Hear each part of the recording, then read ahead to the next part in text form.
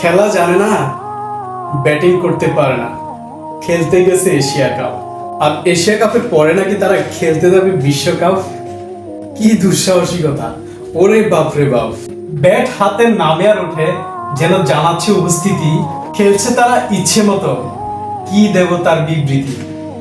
ইন্ডিয়ার সাথে 51 বলে 69 করলো সাইফ হাসান, আর 9 জনই মিলে করলো শুধু 28 রান।